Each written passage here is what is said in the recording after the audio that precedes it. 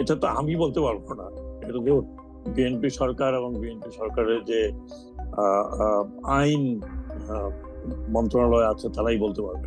তো আপনি মানে এই বিষয়ে আপনার মতামত কি, যে আওয়ামী লীগের যে দলীয় কার্যক্রম নিষিদ্ধ করা হয়েছে, আপনি কি এটা সমর্থন করেন? শুনেন, মানে আমি যদি বলি, মানে একটা পলিটিক্যাল অ্যাক্টিভিটি নিষিদ্ধ করে আপনি বেশি দিন রাখতে পারবেন না। আমি মনে করি যে আওয়ামী লীগের, আমার ব্যক্তিগত মতামত হচ্ছে, আওয়ামী লীগের আহ, যাদেরকে দোষী পাওয়া যাবে তাদের উচিত শাস্তির ব্যবস্থা করে পলিটিক্যাল পলিটিক্যাল ইস্যুকে পলিটিক্যালি হ্যান্ডেল করতে হবে। আমার প্রশ্ন হচ্ছে, বাংলাদেশ ও ভারতের মধ্যকার যে সম্পর্ক, সেই সম্পর্ক উন্নয়নে কোথায় কোথায় আপনি বাধা দেখেন এই মুহূর্তে? মানে সবচেয়ে বড় বড় সমস্যা হচ্ছে ভারতের একটা বিগ সিনড্রোম। হ্যাঁ, বড় রাষ্ট্র, শক্তিশালী রাষ্ট্র। প্রিয় দর্শক, ডয়চে ভেলের বন কার্যালয় থেকে স্বাগত জানাচ্ছি। আমি আরাফাতুল ইসলাম। আজ আমাদের সঙ্গে রয়েছেন বিগত অন্তর্বর্তী সরকারের উপদেষ্টা brigadier general doctor M Sakhawat Hossain. আমরা তার সঙ্গে কথা বলবো বাংলাদেশ ভারত সম্পর্ক, প্রধানমন্ত্রীর চীন সফর, আইন শৃঙ্খলা পরিস্থিতি সহ বিভিন্ন বিষয়ে। আপনারা কে কোথা থেকে দেখছেন এই সাক্ষাৎকার জানাতে পারেন মন্তব্যে, পাশাপাশি করতে পারেন প্রশ্ন। জনাব সাখাওয়াত হোসেন, ডয়চে ভেলের বন কার্যালয় থেকে আপনাকে স্বাগত জানাচ্ছে। ধন্যবাদ। আপনাকেও অনেক ধন্যবাদ, এবং যারা দর্শক আছেন তাদেরকে আসসালামু আলাইকুম। ধন্যবাদ। শুরুতেই আপনার কাছে যে বিষয়টা জানতে চাচ্ছি, যে প্রথম বিদেশ সফর হিসেবে মালয়েশিয়া হয়ে চীন সফর করছেন বাংলাদেশের প্রধানমন্ত্রী জনাব তারেক রহমান। এই সফর কি কোনো বিশেষ বার্তা দিচ্ছে? আমার কাছে যদি জিজ্ঞেস করেন তাহলে আমি মনে করি বিশেষ বার্তাই দিচ্ছে। যদিও তিনি সরাসরি চীনে যাননি, মালয়েশিয়াতে হয়তো ওনার স্টেট ভিজিট ছিল, সেটা শেষ করে উনি সেখান থেকে চীনে গেছেন। এবং সবচেয়ে ভালো জিনিস যেটা হয়েছে আমি মনে করি যে উনি ট্রেনে বেইজিং এ গিয়েছেন ডালিয়ান থেকে। তার মানে চীনের যে উন্নতি, ওনার যে একটা পরিকল্পনা আছে, যে পরিকল্পনায় সুপার হাইওয়ের কথা আমরা শুনেছি এবং সেই সাথে হাই স্পিড ট্রেনের কথা শুনেছি নর্থ সাউথ, সেটা হয়তো তিনি এই সুযোগে দেখে হয়তো উপলব্ধি করতে পারবেন যে এটা তেমন হলে এটা আশেপাশে কিভাবে ডেভেলপমেন্ট হয়েছে কমিউনিকেশনের মাধ্যমে। আর সব সরকারই চেষ্টা করেছে চীনের সাথে আমাদের সম্পর্ক ভালো রাখতে। তো সেক্ষেত্রে এই কাজে আমি সফরটাকে বিশেষ বার্তা হিসেবে কিভাবে দেখছেন আপনি?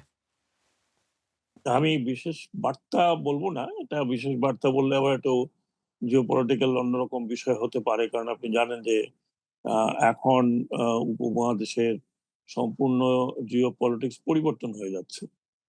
এটা আমি মনে করি বাংলাদেশের সাথে চীনের যে গভীর সম্পর্ক, সেই সম্পর্ক এই সরকারের সময় আরো বেশি আহ, শক্তিশালী হবে।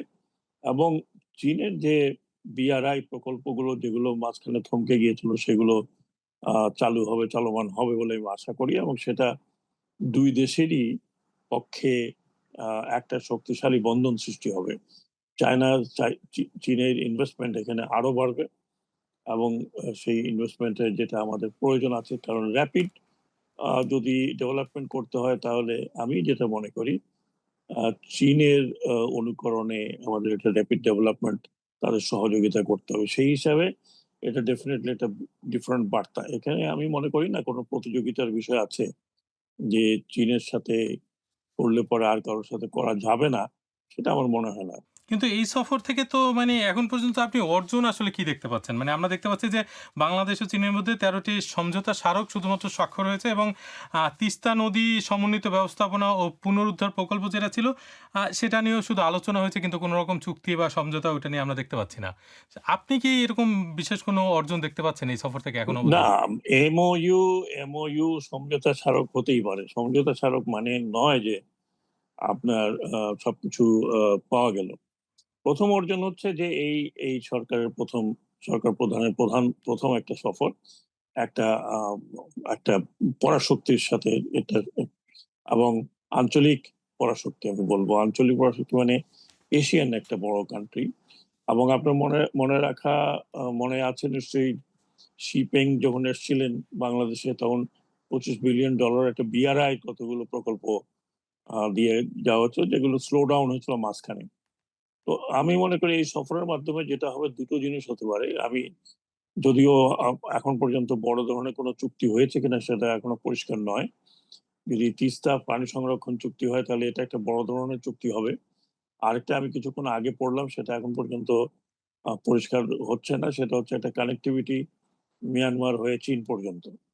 তো এই কানেক্টিভিটি কতখানি এটা আলোচনা হয়েছে, কতখানি এটা নিয়ে কাজ হবে সেটা এখনো পরিষ্কার নয়। তো এক্ষেত্রে আরেকটি প্রশ্ন আমার, সেটা হচ্ছে যে প্রধানমন্ত্রী তারেক রহমান এমন এক সময় চীন সফর করছেন যখন ভারতের তরফ থেকেও বাংলাদেশের সঙ্গে সম্পর্ক উন্নয়নের আভাস দেওয়া হচ্ছে। প্রায় ২ বছর পর আবার পর্যটন ভিসা চালু হয়েছে এবং বাংলাদেশে নিযুক্ত ভারতের নতুন হাইকমিশনার দীনেশ ত্রিবেদী তিনি বলেছেন দ্বিপক্ষীয় সম্পর্ক স্বাভাবিক করার চেষ্টার অংশ হিসাবে এই ভিসা আবার চালু করার ঘোষণা দেওয়া হয়। তো এই বিষয়টি আপনি কিভাবে দেখছেন?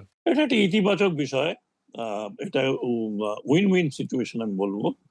কারণ আমাদের এখান থেকে যে ভিসাটা বন্ধ ছিল সেটাতে শুধু আমাদের যতখানি অসুবিধা না হয়েছে তার সাথে বেশি আমি মনে করি যে ভারতের প্রবলেম হয়েছে। বিশেষ করে পশ্চিমবঙ্গে। কারণ পশ্চিমবঙ্গে আমাদের বাংলাদেশী বাংলাদেশী পর্যটন ভিসা বোধহয় বিশ্বের ২য় ছিল একসময় ভারত ভ্রমণে। তো সেখানে ভারতের এই বন্ধ থাকার কারণে আমাদের যারা বিদেশ ভ্রমণে যেত তাদের কিন্তু বন্ধ হয়নি। তারা ভারতে না গিয়ে আশেপাশের দেশগুলোতে গিয়েছে যারা ভ্রমণ পিপাসু লোক। আর ভারতে অনেক সময় আমরা দেখি যে বিভিন্ন সময় বিভিন্ন অকেশনে বাংলাদেশিরা বেশি সেখানে কেনাকাটার জন্যই বেশিরভাগ গিয়েছে, যেত বা আসছে বা ভ্রমণের সাথেই। দ্বিতীয়টি ছিল স্বাস্থ্যগত, যারা যারা ডাক্তার রুগী হিসেবে যারা যেতেন, হ্যাঁ? স্বাস্থ্য ভিসাও তো ছিল। কিন্তু আমার কাছে যেটা মনে হচ্ছে যে এই ঘটনাটা কিন্তু বাংলাদেশ বন্ধ করেনি। বাংলাদেশ কখনো বলেনি যে ভিসা বন্ধ করে দেব, আমাদের লোক যেতে দেব না। এটা ভারতের তরফ থেকেই ভিসাটা বন্ধ করা হয়েছিল। একটা সময় ছিল যখন আ ইভেন ইম্পোর্ট বন্ধ করার চিন্তাভাবনা ছিল। তো সেটা আ এই ইন্টারিম পিরিয়ড এর যতদূর আমি জানি অ্যান্টি ইন্ডিয়ান কোন পলিসি ইন্টারিম পিরিয়ড এ ছিল না। যতটা না ভারতের আ যারা যারা নীতি নির্ধারক তারা যেভাবে ইন্টারিম গভর্নমেন্টকে দেখেছে এবং সেটার কারণেই কিন্তু এতদিন আমরা যদি বলি যে ভারতের সাথে আমাদের রিলেশন সেই ওয়ার্ম ছিল না। অফকোর্স আ আ পতিত আওয়ামী লীগের সময় যে ওয়ার্মটা ছিল বা যে ধরনের নৈকট্য ছিল সেটা অবভিয়াসলি যখন এই ধরনের একটা ঘটনা ঘটে একটা দেশের মধ্যে সেরকম আ থাকার কথা নয়। কিন্তু তার মানে এই নয় যে বাংলাদেশ ভারতের সাথে একটা বৈরী সম্পর্ক তৈরি হয়েছিল। ২ টি সভরেন কান্ট্রির ভিতরে একটা রিলেশনশিপ আপস অ্যান্ড ডাউনস হতেই পারে। আ অনেক, অনেক কারণে। কাজেই এটা আমি মনে করি না যে অ্যা আ ভারতের কাউন্টার চায়না আর চায়নার কাউন্টার ভারত। কিন্তু এবং এই আমরা তিস্তার বিষয়ে তো আমাদের ভারত ইন্টারেস্ট ইতিমধ্যে আপত্তি করেছে যে তিস্তায় যেই চীনকে যে প্রকল্পে বাংলাদেশে অন্তর্ভুক্ত করতে যাচ্ছে এটা নিয়ে তো ভারত আগেই মানে আগের সরকারের বলতে মানে আওয়ামী লীগ সরকারের আমলেই এটা নিয়ে আপত্তি করেছে এবং এটা নিয়ে তাদের যথেষ্ট মানে রিজার্ভেশন রয়েছে। তো আপনার কাছে মনে হয় না যে এরকম একটা চুক্তি হলে না, এই সম্পর্কটার উপরে আবার প্রভাব পড়তে পারে? না আমার বিষয়টা হচ্ছে যে তিস্তা বাংলাদেশের অভ্যন্তরে। একটা আমরা পানি পাচ্ছি না। যে আ গঙ্গা চুক্তির পানি পাচ্ছি না, আমরা তিস্তার পানি পাচ্ছি না। পাচ্ছি না মানে পানি দেওয়ার মতো অবস্থায় ভারত নেই। কারণ তাদের নিজেদের রিকোয়ারমেন্ট এর পরে সেই পানি বাংলাদেশকে দিবে। তবে আরো অন্যান্য রাজ্যে দিতে পারছে না। আ আ তাদের হলদিয়া পোর্ট, আ আ আ কলকাতা পোর্ট, কলকাতা যে বন্দর সেটাকে চালু রাখতে হলে এই পানির প্রয়োজন আছে। তারা পানি দিতে পারবে না। সেটা যতই হোক এখন বিজেপি সরকার পশ্চিম বাংলায় আসছে বলে যে পানি দিতে পারবে I don't think so। কাজেই আমাদের পানির যে প্রবলেম নর্থ বেঙ্গলে এটা তো আমাদেরকে সলভ করতে হবে। সেই সলভ করতে গিয়ে আমরা যদি চীনের প্রকল্প তো অনেক আগের থেকেই। সেখানে আমি তো মনে করি না যে বাংলাদেশ এমন কিছু করবে যাতে ভারতের আ সিকিউরিটির প্রবলেম হতে পারে। আচ্ছা। আমরা YouTube এ একটি জরিপ করেছিলাম। সেখানে প্রশ্ন ছিল, প্রিয় দর্শক, বাংলাদেশীদের জন্য আবার পর্যটন ভিসা চালুর ঘোষণা দিয়েছে ভারত। এতে ২ দেশের সম্পর্কে ইতিবাচক প্রভাব পড়বে বলে মনে করেন কি? যারা ভোট দিয়েছেন তাদের ৬৩% মনে করেন যে ইতিবাচক প্রভাব পড়বে না। আমার প্রশ্ন হচ্ছে বাংলাদেশ ও ভারতের মধ্যকার যে সম্পর্ক, সেই সম্পর্ক উন্নয়নে কোথায়, কোথায় আপনি বাধা দেখেন এই মুহূর্তে? মানে আপনি একটু আগে বলছিলেন যে মানে অন্তর্বর্তী সরকারের সময় তো আসলে দৃশ্যমানভাবে মনে হচ্ছিল যে ২ দেশের সম্পর্ক অত ভালো না। যদিও অনেক কিছুই ঠিকঠাকভাবে চলেছে। শোনেন, সবচেয়ে বড় বড় সমস্যা হচ্ছে ভারতের একটা বিগ সিনড্রোম। হ্যাঁ, বড় রাষ্ট্র, শক্তিশালী রাষ্ট্র, এবং ইন্ডিয়া নিজেকে যেভাবে স্ট্যাবলিশ করার চেষ্টা করছে বা করেছে একটা বৃহৎ শক্তি হিসাবে বা আঞ্চলিক শক্তি হিসাবে, এটার একটা সিনড্রোম, মানে এটা হয়, এটা সিনড্রোম। আশেপাশে যে ছোট দেশগুলো থাকে, সেই দেশগুলোর সাথে বড় রাষ্ট্র থাকলে তার সাথে কিন্তু মোটামুটি ভাবে যদি সে বড় রাষ্ট্র তার ওইভাবে যদি রিলেশন না রাখে, তাহলে যে কোনো কারণে ছোটখাটো রিলেশন থাকতে পারে। আপনি যদি আমাকে ইকুয়াল মনে না করেন, তাহলে আমার সাথে কোনোদিন আপনার রিলেশন ইকুয়াল রিলেশন হবে না। এখানে আরেকটা বিষয় একটু জানতে চাচ্ছিলাম আপনার কাছে যে জুলাই গণঅভ্যুত্থানের সময় সংগঠিত মানবতা বিরোধী অপরাধের দায়ে সাবেক প্রধানমন্ত্রী শেখ হাসিনা মৃত্যুদণ্ড দিয়েছে ঢাকার আন্তর্জাতিক অপরাধ ট্রাইব্যুনাল। তিনি বর্তমানে ভারতে অবস্থান করছেন। আর শেখ হাসিনাকে কি বিচারের মুখোমুখি করতে বন্দি প্রত্যর্পণ চুক্তির আওতায় বাংলাদেশে ফিরিয়ে আনতে পারবে বিএনপি সরকার? আপনার কি মনে হয়? এটা তো আমি বলতে পারবো না।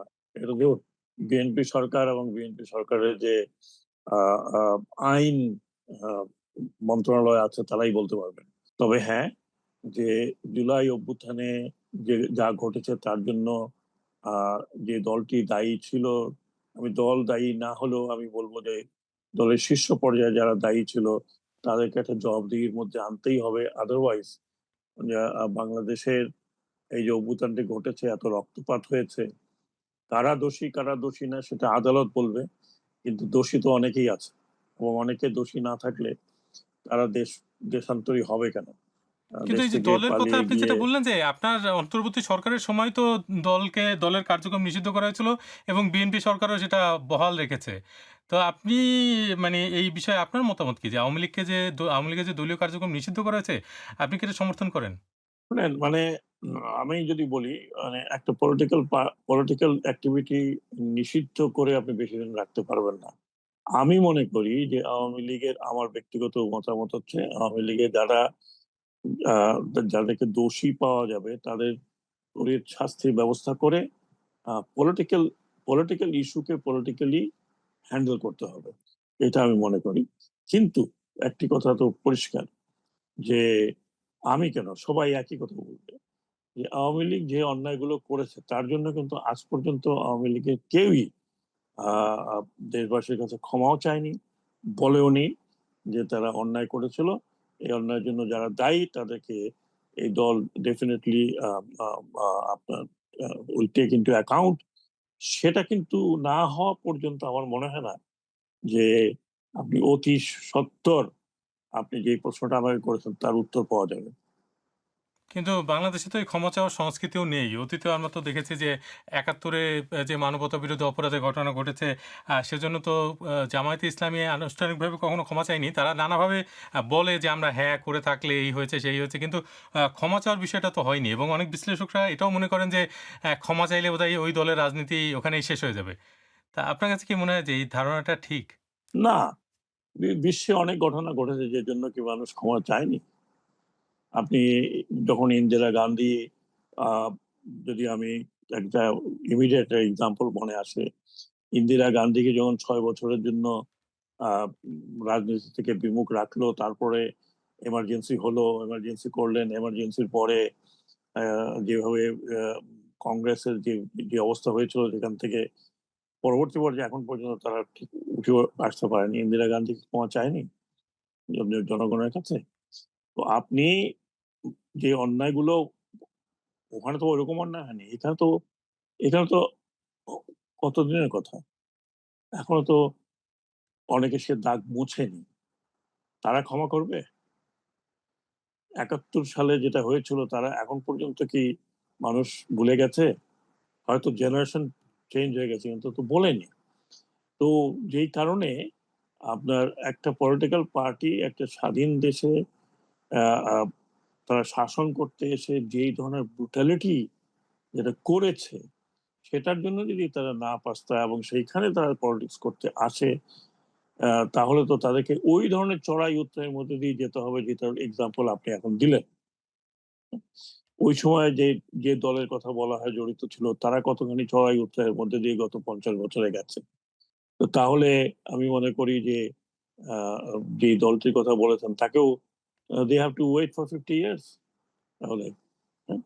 কারণ এই জেনারেশন যারা এটা দেখেছে এবং যেই জেনারেশন বেড়ে উঠেছে তারা সহজে এটাকে মেনে নিতে পারবে কিনা আমার সন্দেহ আছে। অন্তত সেক্ষেত্রে আপনার মতে আমি যদি নিজের চোখে যা আওয়ামী লীগ দেখেছি। ক্ষমা চায় এবং ক্ষমা চেয়ে যদি আবার রাজনীতিতে ফিরে, সেক্ষেত্রে আওয়ামী লীগের রাজনীতিতে আরো প্রাসঙ্গিক হওয়ার সুযোগ বেশি থাকে। আপনি এটি বলতে চাচ্ছেন? আমি আমি না আমি মনে করি ক্ষমতা আমার কাছে চাইলে হবে না। হ্যাঁ, যাদের সাথে এই কাজটা হচ্ছে তাদের স্বীকার করতে হবে yes they have done something wrong. হ্যাঁ, সেই রং যারা করেছেন তাদের তো শাস্তি হতে হবে। শাস্তি ছাড়া তো সে শাস্তি কি হবে এটা আমি জানি না।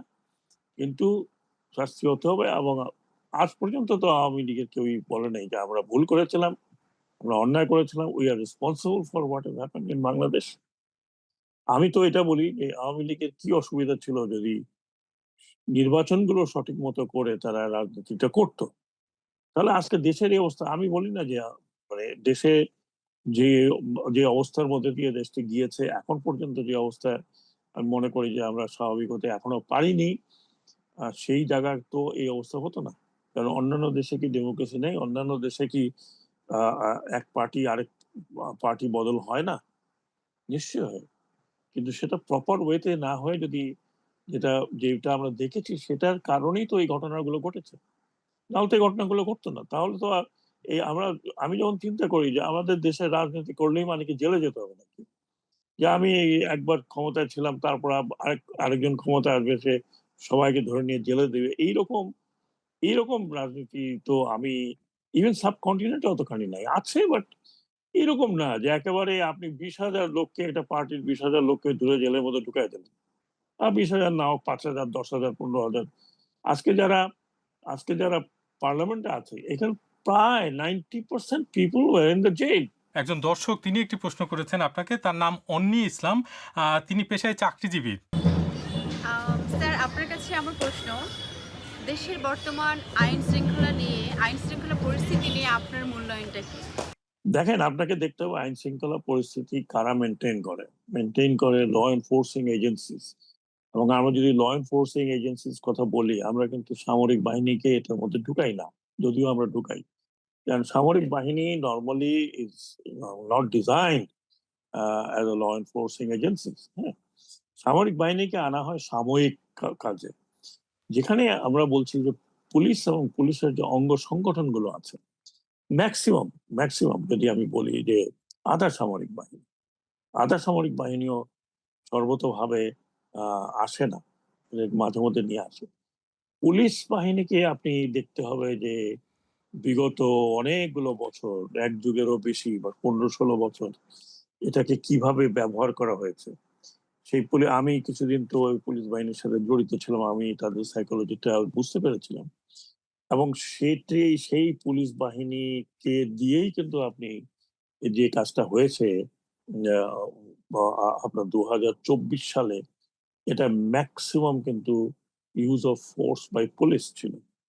সেই পুলিশ বাহিনী পরবর্তী পর্যায়ে যেইভাবে ভেঙে পড়েছিল, একটা সরকার যখন পুরো সরকারটা ভেঙে পড়েছিল, পুরো সরকার যখন একেবারে উইদিন 1, 2, 3, 4 ডেজ কোনো কিছুই রইল না, হু টুক ওভার?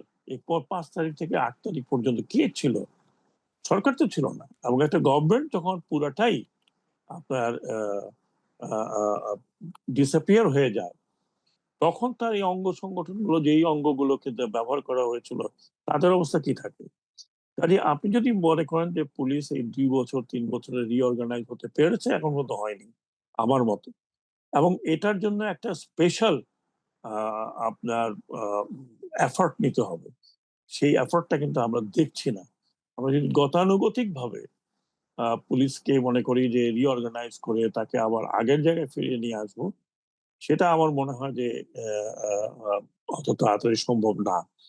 ইনক্লুডিং পুলিশের যে ইকুইপমেন্ট গুলো আছে, পুলিশের যে স্ট্রাকচার আছে, সেই স্ট্রাকচারে কিন্তু কোনো পরিবর্তন আমরা দেখিনি বা পরিবর্তনের লক্ষণও দেখা যাচ্ছে না। যদিও ইন্টারিম সরকারের সময় এই স্ট্রাকচার নিয়ে বহু আলোচনা হয়েছে এবং আমি ব্যক্তিগতভাবে কমিশনটা ছিল, সেখানেও আলোচনা। আমার মতামত দিয়েছি লিখিতভাবে, কিন্তু সেটা কোনো কারণে সেটা সেটা হয়নি। এবং কেন হয়নি আমি বলতে পারবো না, কিন্তু এখন পর্যন্ত সেটা কোনো এফোর্ট আমরা দেখছি না। দ্বিতীয় জিনিসটা যেটা হলো যে আমরা শুনি যে আহ, জুলাই সনদ, যেখানে যেখানে কনস্টিটিউশনের ব্যাপক পরিবর্তনের প্রয়োজন আছে, যার মধ্যে যেই পরিবর্তনের মাধ্যমে ল এনফোর্সিং এজেন্সিকেও ঢেলে সাজাবার একটা বিষয় আছে, তো সেইগুলো তো এখনো পেন্ডিং রয়ে গেছে। তো আপনি নিজে কাজেই তো আমি স্বরাষ্ট্র আগেও উপদেষ্টা বলেছি হিসেবে যে দায়িত্ব পালন করেছেন, আর এখন স্বরাষ্ট্রমন্ত্রী হচ্ছেন জনাব সালাউদ্দিন আহমদ। তো আপনার কি তার প্রতি কোনো পরামর্শ আছে সুনির্দিষ্টভাবে এই পরিস্থিতি উন্নতি করার জন্য? আমি তো শোনেন, আমি তো মাত্র কয়দিন ছিলাম, বলে 9 দিন কি 10 দিন ছিলাম। সেটা বাদে আমার কোনো পরামর্শ নাই। উনি অত্যন্ত বিজ্ঞ মানুষ, এবং বড় রাজনীতিবিদ, বড় মাপের রাজনীতিবিদ, এবং উনি জীবনে অনেক চড়াই উতরাইয়ের মধ্যে দিয়ে গিয়েছেন, অনেক কষ্ট ভোগ করেছেন।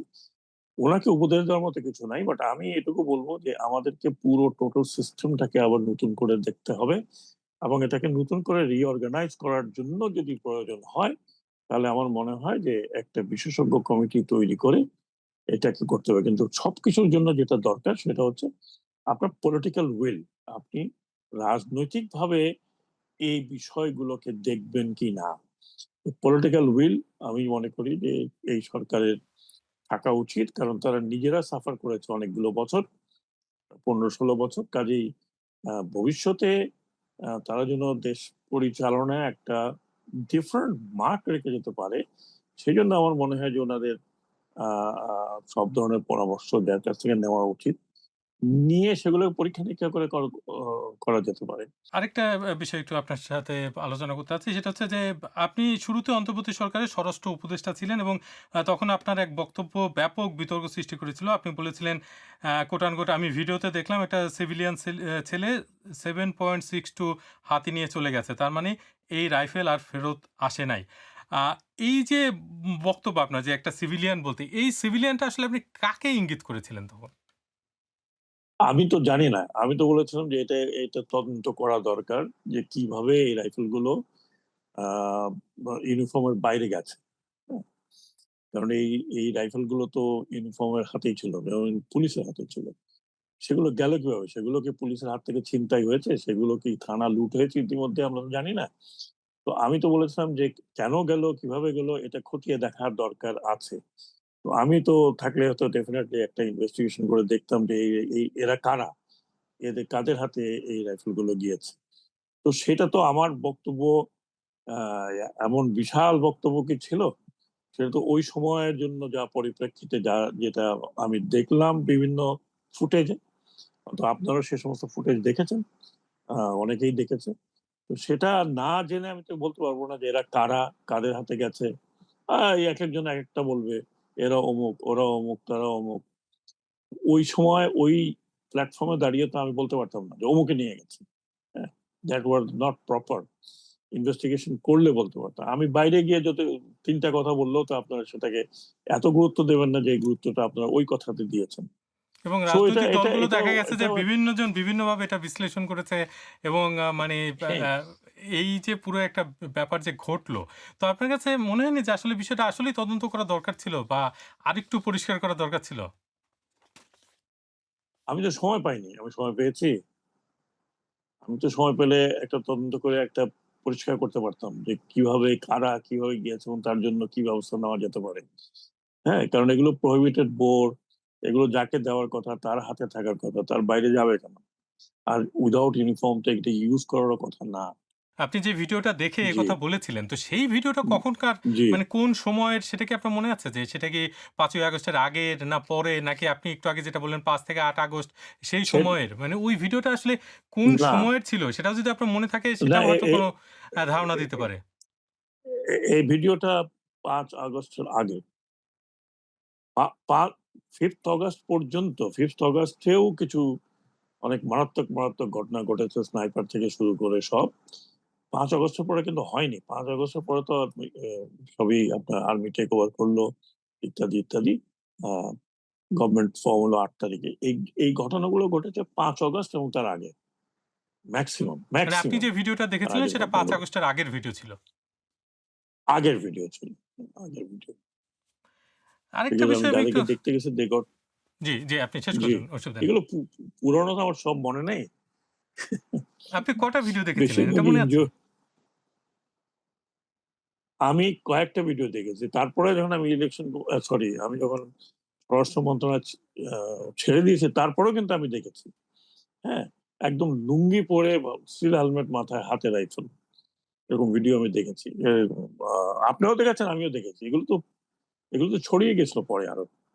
হ্যাঁ, এটা সোশ্যাল মিডিয়াতে তো আসলে ভর্তি সো ছিল। এরকম অসংখ্য ফুটেজ জি, জি, ভিডিও ছিল। এজন্যই মানে আমি আপনার জি। কাছে জানতে চেয়েছিলাম যে আসলে একটু টাইমটা যে কোন সময়টাতে আ মানে কোন না সময়ের আমি তো ভিডিওটা আপনি আমি দেখেছেন আরকি। আমি জি। আমি ওই যেই বক্তব্যটা দিয়েছিলাম সেটা ৫ আগস্টের আগের ঘটনাগুলো। হ্যাঁ? এবং আচ্ছা। ওই সময়কার কিছু ভিডিও আমি পরে দেখেছি। এটা ওগুলো যেহেতু পরে আমি দেখেছি বিভিন্ন জায়গায়। ওর হাতে, এর হাতে, ওর হাতে, ও দেখায়, সে দেখায়, এ পাঠায় এরকম আরকি। জি। আরেকটা তখন বিষয় তো আপনার কাছে একটু প্রায় জানতে চাচ্ছিলাম। সেটা হচ্ছে বাংলাদেশ এবং মার্কিন যুক্তরাষ্ট্রের মধ্যকার বাণিজ্য চুক্তি আপনার অন্তর্বর্তী সরকারের সময়ই করা হয়েছিল। একেবারে শেষ সময় এবং সেই চুক্তিটি নিয়ে বিতর্ক রয়েছে, এখনো বিতর্ক হচ্ছে। এবং এই চুক্তিটির ভবিষ্যৎ আসলে কি হওয়া উচিত আপনার কাছে মনে হয়? শুনেন আমি এই চুক্তিটা যখন হয় বা এই চুক্তিটা নিয়ে যখন আলোচনা হয় সে সময় তো আমি কেন আমার মনে হয় ক্যাবিনেটের মেক্সিমাম লোকজন ম্যাক্সিমাম সদস্য আমরা জানতাম না। এটা হওয়ার পরে যেদিন এটা আ ক্যাবিনেটে নিয়ে আসলো সেদিন আমরা ওখানে পড়লাম। এখানে এ বলা হয়েছে যে ৬০ দিন সময় দেওয়া হয়েছিল যে এর মধ্যে যদি কেউ এই চুক্তি থেকে বেরোয় আসতে চায় বেরোয় আসতে পারে। অথবা চুক্তির যে সমস্ত ক্লজ আছে সেখান থেকে বেরোয় আসতে পারে। কিন্তু আমি যতটুকু এখন দেখছি সেই চুক্তি এমন না যে এই চুক্তি ছিল বলে আপনি আর কিছুই করতে পারবেন না। তাহলে তো এখন এই গভর্নমেন্ট যে চায়না গেছে তাও তো যেতে পারত না। সেটা এমন কোনো কিছু না। প্রেফারেন্সিয়াল ব্যাপার আছে। আপনি এখন খেয়াল করে দেখেন। এই যে আ আ আমেরিকা আর আ ইরানের মধ্যে যে MOU টা হয়েছে সেখানে এই কয়েকদিন আগে তো বলা হচ্ছিল যে তাদের যে ফ্রিজ করা অর্থ রিলিজ করবে আমেরিকা কিন্তু তার কাছ থেকে কিনতে হবে। তাই না? আ এগ্রিকালচারাল প্রোডাক্ট গুলো আমেরিকার থেকে কিনতে হবে। তো সেটা ইরান বলল যে, "না, ওটা আমরা কিনবো কি কিনবো না, ইট উইল ডিপেন্ড অন আস।" আপনি দেখেন এই চুক্তির বড় বিষয়টি যেটা নিয়ে কেন কথা বলছে না বেশিরভাগ লোক, আ কেন ২ টো পার্টির কোন পার্টি কথা বলছে না, এত পার্লামেন্টে এটা suppose to be ratify in the parliament. পার্লামেন্টের রেটিফিকেশন আগে এটা নিয়ে আপনি কোন কথা শুনেছেন? না, এটা পার্লামেন্টে নিয়ে তো কোন কথা বিএনপি শোনেননি। সরকার আসলে ওইভাবে তেমন কিছু বলছে না। আ শুধু জামাত না বললেও বিএনপিও করেনি, এনসিপির সাথে আমার কথা জামাতও হয়েছে। এনসিপি অবশ্য বলেছে যে তারা চায় এটা সংসদে আলোচনা হোক এই চুক্তিটা নিয়ে। না এনসিপি বলতেই পারে। এনসিপিও তো একটা পার্টি তারা তাদের মতামত আছে। কিন্তু তারা তো আ অপোজিশনাল মেজরিটি না। আবার সরকারেও মেজরিটি না। সো তাদের যে ছোট পরিসরে তারা হয়তো কথা বলেছে কিন্তু তারা তো অপোজিশনের আ আ পার্ট, তাই না? অপোজিশনের পার্ট হলে তারাও তো সংসদে উঠানো উচিত ছিল যে সংসদে আলোচনা হোক। আমি জানি না উনারা সংসদে উঠিয়েছেন কিনা। এখন পর্যন্ত উঠিয়েছে আমার এটা আমার আমরা দেখতে পাচ্ছি না। যদিও জনাব নাহিদ ইসলাম বলেছিলেন যে তিনি এটা সংসদে তোলার ব্যাপারে পদক্ষেপ নেবেন। কিন্তু আজ অবধি সেটা হয়নি আরকি। সেটা হয়নি। তো কাজেই এইখানে এটা যে বিশাল একটা নিয়ে হইচই হচ্ছে সেটা আমি মনে করি না যে বিরাট হইচইয়ের ব্যাপার আছে। এখানে প্লাস পয়েন্টও যেমন আছে তো কিছু জায়গায় মাইনাস থাকলে থাকতেও ২-১ টি জায়গায় যেখানে মনে করি যে এটা নিয়ে আলোচনা হলে পরে আরো ক্লিয়ার হবে। আ আপনি ধরেন আমরা গার্মেন্ট নিয়ে খুব শঙ্কিত ছিলাম। আ আ যে ট্যারিফ ১ম এ আমেরিকা আমাদের উপরে ধার্য করল অলমোস্ট নিয়ার অ্যারাউন্ড 25-30% সেটা নিয়ে একটা হইচই শুরু হলো যে আমাদের যে মেজর এক্সপোর্ট সেই এক্সপোর্ট হ্যাম্পার হবে। সেটা কমাতে গিয়ে আ নানান ধরনের আ আ আ সুমধ্যে আমরা আবদ্ধ হলাম। যেমন এখানে বলা হচ্ছে তুলা আমেরিকার থেকে নিলে পরে 0 ট্যারিফ এ তারা আ ওই প্রোডাক্ট নিবে। দি কান্ট্রি অফ অরিজিন হিসাবে। তো এটা নিয়ে তো আমার মনে হয় যে আমাদের যে গার্মেন্ট ইন্ডাস্ট্রি যে অর্গানাইজেশন গুলো আছে তারা তো মহা হ্যাপি অ্যাবাউট ইট। হ্যাঁ? তারা তো মনে করে যে এই ১০ থেকে ১২% কি ১৫% আ একক কান্ট্রি হিসাবে তো আমেরিকাতেই সবচাইতে বড় এক্সপোর্ট আমাদের। তো আমি ঠিক জানি না কাজেই এগুলো নিয়ে আলোচনা সংসদে হবে কি হবে না, এখন এখন আলোচনা করা যাবে কিনা, এবং শর্তের মধ্যে আছে যে যে কোনো সময় যে কোনো ক্লজ থেকে বেরোয় আসতে পারে, সেটা এই সরকার এবং পার্লামেন্ট সেটা চিন্তা ভাবনা করছে কিনা। এটা নিয়ে আমি মনে হয় যতখানি আমি অন্তত দেখছি, পড়ছি বিভিন্ন লোকের বিভিন্ন কথাবার্তা, গোলামি চুক্তি ইত্যাদি ইত্যাদি, আমার এটা একটু অতিরঞ্জিতই মনে হয় আমার কাছে। মানে যে হোল জিনিসটা হয়তো আমরা কোনো ভালো মতো বুঝতে পারিনি মনে হয়। আপনাকে অসংখ্য ধন্যবাদ Anyway, ডয়চে ভেলেকে সাক্ষাৎকার দিয়ে। আপনাকেও ধন্যবাদ। Thank you. প্রিয় দর্শক, আজ তাহলে এ পর্যন্তই। আগামী সপ্তাহে আপনারা এই অনুষ্ঠানে কাকে অতিথি হিসেবে দেখতে চান লিখুন মন্তব্যে। আর ডয়চে ভেলে বাংলা রয়েছে টিকটকে, আমাদের সেখানেও অনুসরণ করতে ভুলবেন না। সবাই ভালো থাকুন, সুস্থ থাকুন।